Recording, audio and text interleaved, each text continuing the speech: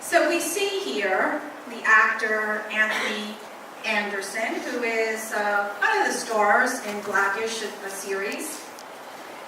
And we see that even celebrities can have a tendency to get starstruck, where he shares that when he sees his mentor, someone he looked up to, James Earl Jones, coming out of the elevator, all rational thinking kind of just went away.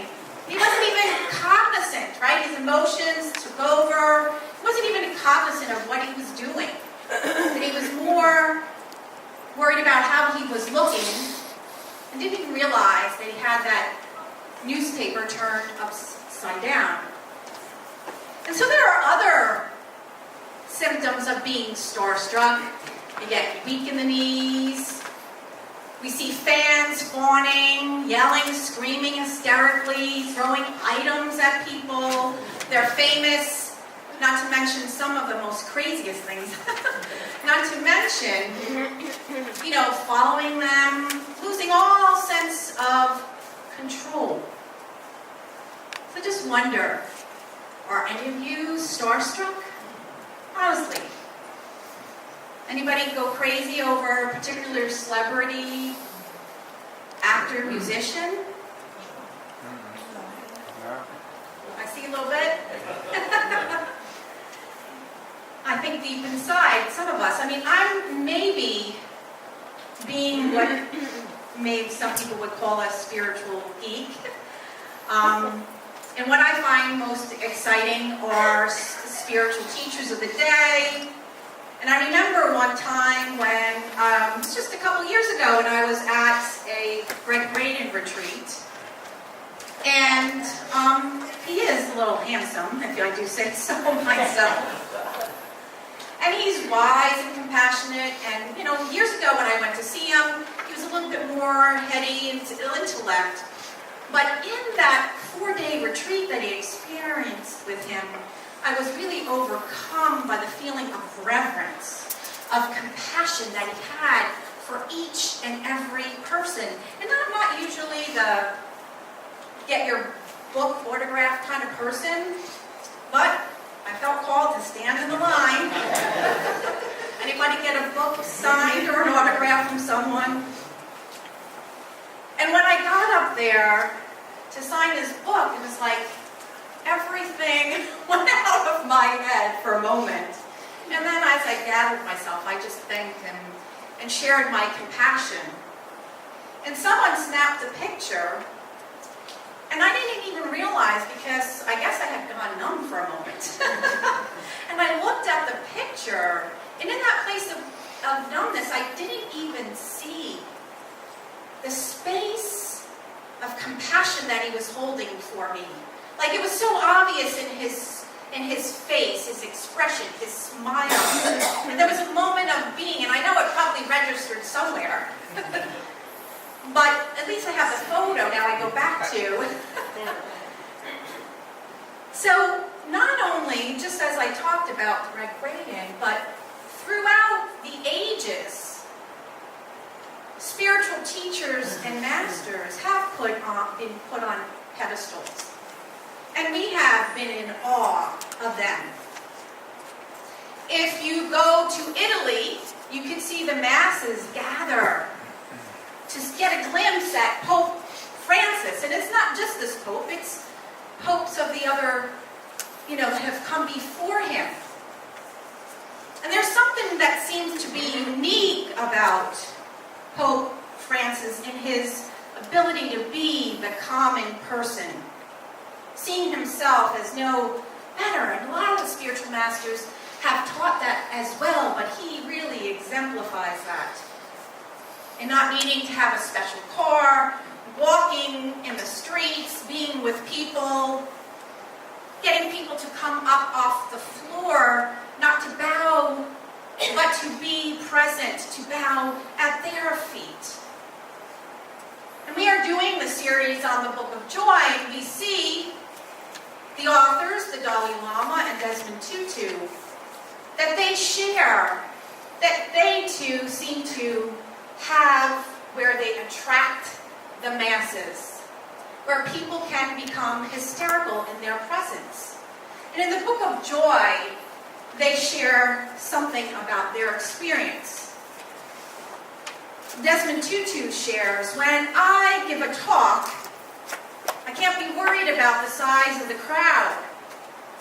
I cannot consider myself as simply another person, just like those in the audience. I too walk the human experience. So I am just one human being talking to another human being. Similarly, they should consider me as the same human being. If I see myself as special or better than anyone, I have moved into separation. And I, in that place, cannot be a force of good, and most importantly, of love. And the Dalai Lama shares, when I was young, I used to get nervous when I had to give formal teachings because I was not thinking that we were all the same. I would experience anxiety and would forget that I'm just talking as a human being to fellow human beings. I would think of myself as something special, and that kind of thinking would make me feel isolated. It is this sense of separation that isolates us from other people. In fact, this kind of arrogant way of thinking creates a sense of loneliness and then anxiety. We even see in the Course of Miracle where they talk about the little s, big S, the special relationship. There's somebody more special. Or are all relationships holy and sacred?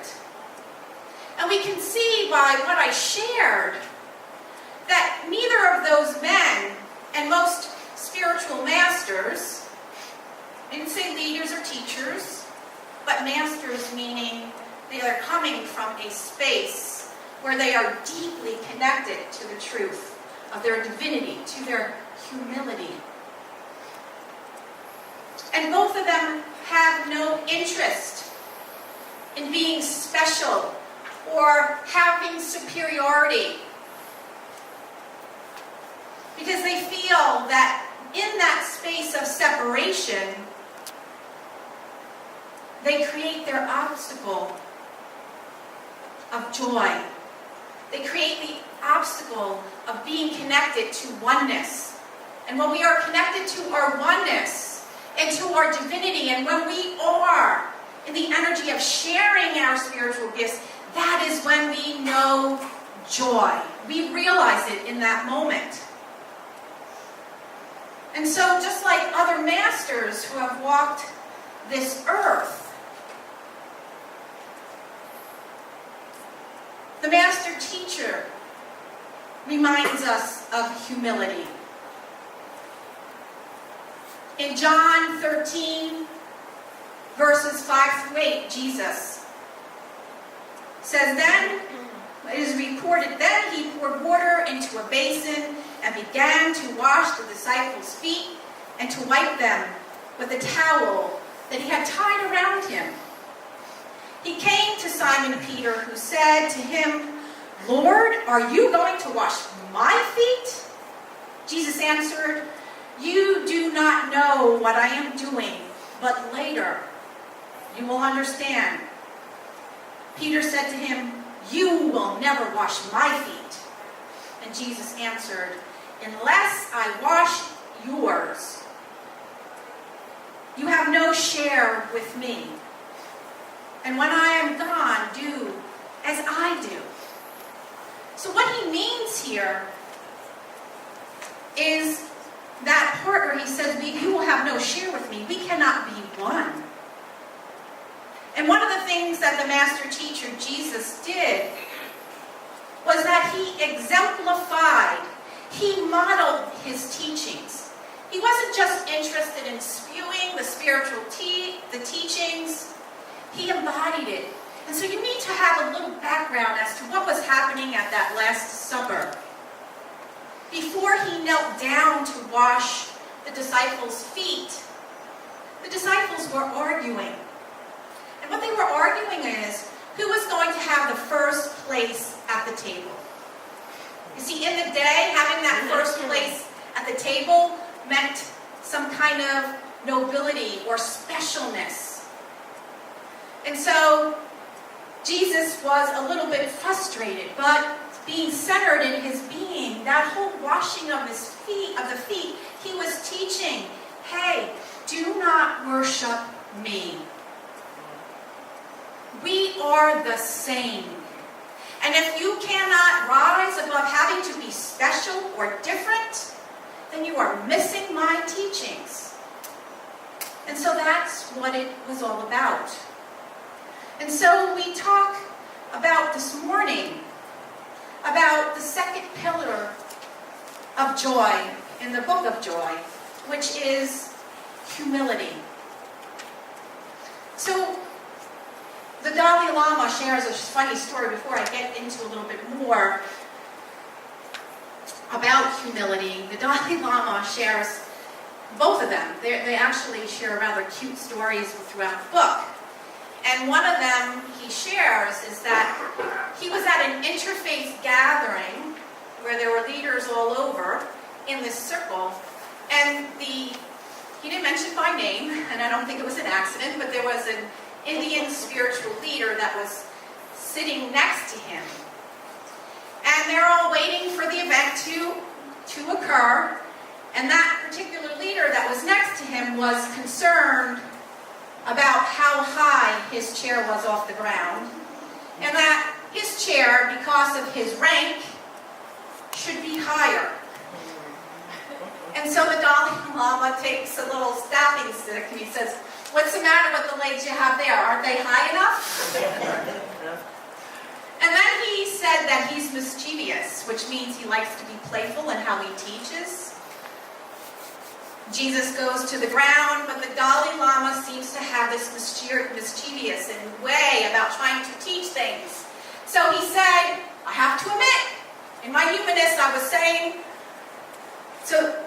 they put bricks under his chair, so he was saying, when I first went into meditation, I was like, I hope those bricks fall. And then he sees that he falls just like any other human being, and maybe that'll take it down a notch. But then as he got centered, what he was really was going on deep within him was he knew that in this place of spiritual teachers who have gathered all around the world, that their work would be futile. They would bear no fruit.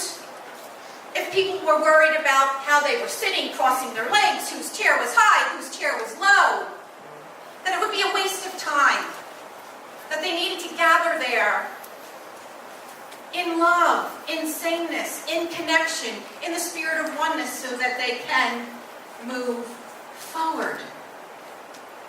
And so in that beautiful teaching in John 13, and as I shared in the book of joy, we learn of the qualities of humility. It is something that seems to be commonly misunderstood. A lot of times we think of humility as being meek or timid or being lowly. But really the spiritual context of humility is to remember that we are all the embodiment of the divine. There is no one greater or lesser. That each one is endowed with divine gifts. We must be willing to lose the desire for specialness. And that really we are here to use those divine gifts in service to others. And most importantly, the teachings are we must move and go and use those gifts where we are called from within. What do we do most of the time? What's going to give us the most money? What's going to give us the best title, importance, prestige? right? What's going to get me the house? Many people, we see what? Dalai Lama and Desmond Tutu and Jesus, they had no desire in all that, but yet they attracted. But they attracted out of their divinity, of their authenticity, of their love. Because when we're in their presence of truth, we feel it, we know it, we experience it. So, what might get in the way of walking the embodiment of our humility? See, a lot of times we talk about love, we talk about fear. We must know that on the dial of love there are many shades, and one of those shades or forms of love, yes, is joy, and it is humility. And on one of those dials we have fear, and many faces of fear. And the things that get in the way of us experiencing humility are the forms of fear we call pride, competition, and comparison. So, what is pride? Anybody want to share what they think pride may be?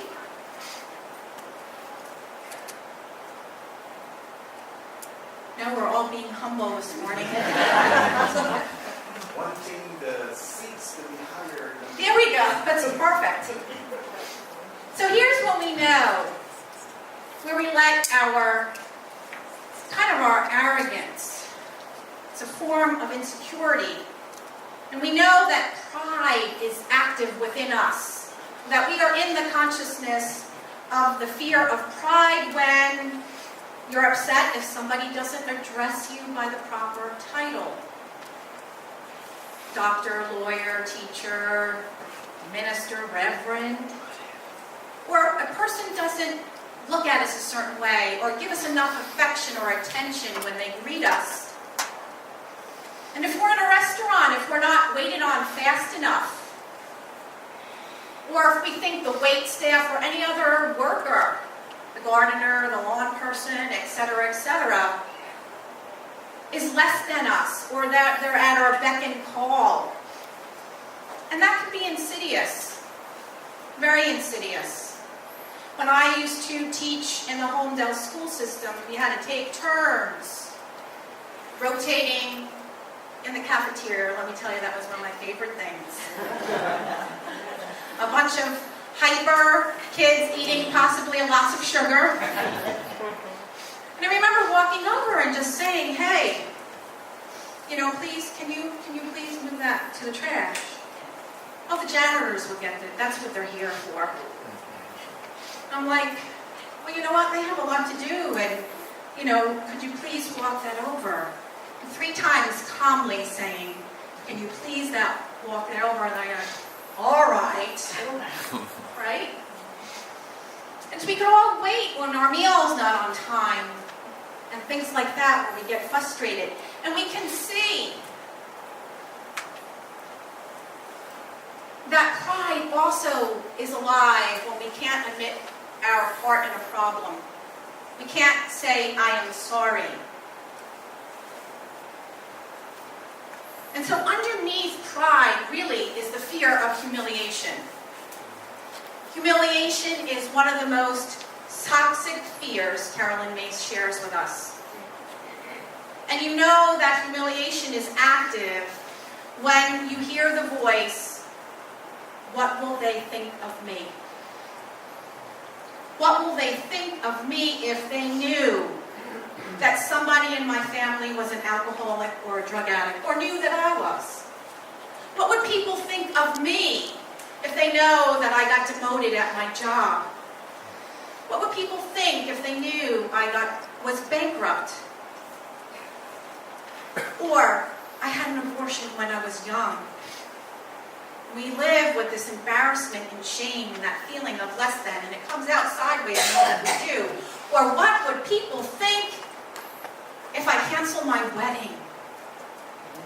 At my rehearsal dinner before my first wedding, the red flags and alarms were blinking, blinking, blinking. And I left early. At that time, my ex-husband was drinking, and I really didn't understand what full-blown alcoholism is because he had a great job. right? And I think people who are alcoholics can have a great job and make good money. So I left, I was upset, and I had that little whisper, is this the right decision? Pride, what would people think? So the following week, I'm in a limo, and I should have known, instead of being a white limo, I had a black limo pull up. Not a funeral we're going to. And my father turns to me and says, and he must have knew, because you know how parents just know, honey, are you sure about this? Oh my gosh, I'm getting emotional. And red light still blinking, and I'm like, yeah, I'm good, Dad. Now, I don't look back now in regret. And I believe that there is a divine appointment, and that my children are divinely given to me. Who knows, I could have them from another person, but I don't know, we'll go later. But what was more active in me was that pride, that fear of humiliation. What will people think? And then we go into the energy of separation called competition. And signs that you are in the energy of competition is that you want to be the best. You have to win. You have to distinguish yourself from everyone else. You need to be the center of attention or recognition. You have to be admired to impress others. And you're concerned about what everybody thinks about you. And that determines whether you should act or not act. And you think you know all the answers. This is when you're not open to beginner's mind. Do you ever try to share something with someone and they're coming from that, I know this all, let me tell you about it. Yeah. And they're not listening, right? That is that competitive kind of edge. And then in comparisons, that is the energy of winners and losers. Because when we are competing, we are comparing, and someone will lose and someone will win. Someone is better or less than. Even in a spiritual community. In spiritual communities, I can't tell you how many times I've been in workshops where I've heard people say, we're going to be the best church. We're going to have the most people. And I'm more interested in how can we best serve. I don't care about the numbers. I'm not saying that I don't look at things sometimes in my humanness. But that's what we're about. Where shall we serve? How shall we serve? Is what is alive. And we know that we are conditioned, all of these, pride, competition, comparisons, or what we are indoctrinated in our upbringing, in our family life, in our society. Right? We're taught there's only so many people. It's a dog-eat-dog-eat world. There's not enough for everybody. And then sometimes what happens is if the only way we got attention from our family members is when we did something. When we got a good grade. Or we did some chore in the house. Or we comforted our parent, then we can learn, oh, I get love when I perform and do great things, not because of who I am. And so, my friends, in closing, if we are to remain connected to the truth of our being, and in doing so means that we are connected to our divinity. And then it is in that space we experience the joy of our being. We must cultivate humility. We must model it. It is the second pillar of joy. All the great masters, past and present, have exemplified it, from Jesus to Mother Teresa, the Dalai Lama, Desmond Tutu, Sai Baba, and on and on. And in order to be grounded in humility, we must practice self-love and compassion. We must be able to embody our divinity and our humanity. And we must be able to recognize when we are in the spell of pride, humiliation, competition, and comparisons. And when we are aware, we must be willing, as the Course in Miracles says, to choose again. To choose again. To remind us of our truths. That I am here, yes, to boldly share my divine gifts. And yes, to share all the joys here. From a wonderful car to a wonderful house. But our ultimate purpose is about sharing and being connected to our divine being. And lastly, let us remember that we are no better or no less than each other, and knowing that at the very core of each and every heart here is a desire to be loved. So have a blessed week, a week where you are modeling humility, and I say, Namaste.